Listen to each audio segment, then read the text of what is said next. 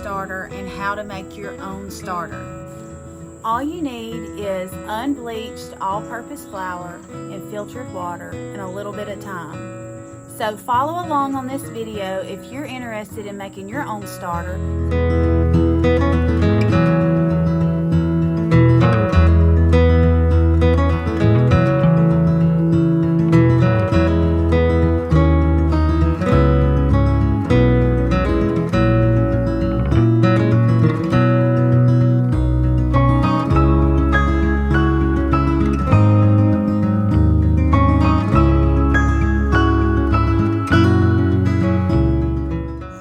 When you're making a sourdough starter, essentially all you're doing is mixing the same amount of flour and water together and letting it sit. Each day you're going to discard half of your mixture so that you can feed it with the same amount of flour and water again.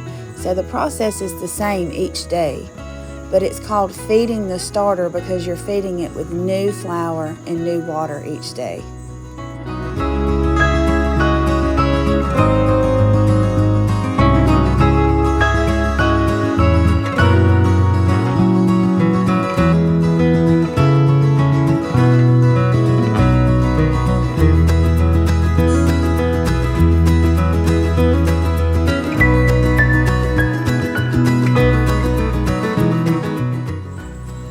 The video may seem a little monotonous, but I know when I was learning to make my starter the first time, I wanted to see what it should look like at each stage. So I thought by showing you each day, you would be able to refer back to it to make sure that you were doing it correctly.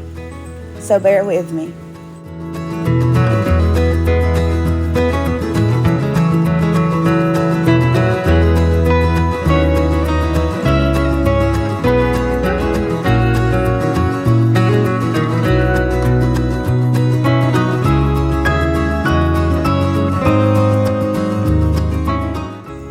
It may seem wasteful right now to throw half of your mixture away, but this is part of the process in the beginning.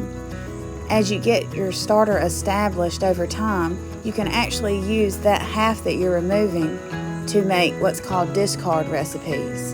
And one of the recipes that I've shared so far is the sourdough crackers. So it's not as wasteful as you think it is. It just, for the very first week or so when you're getting your starter established, you have to throw half of that away. Now, if you have chickens or something like that, they can eat it, so it doesn't have to go to complete waste.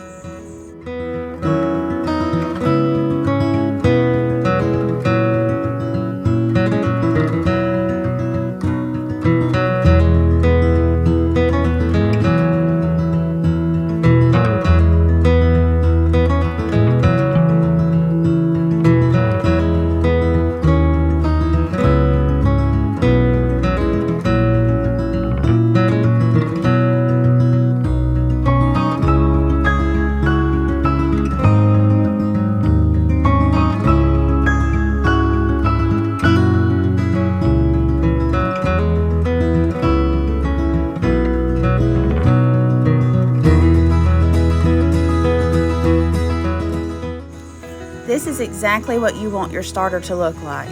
You can see that it's doubled in size, it's full of bubbles, and it's active when you stir it around. Now's a great time to start using it for those discard recipes.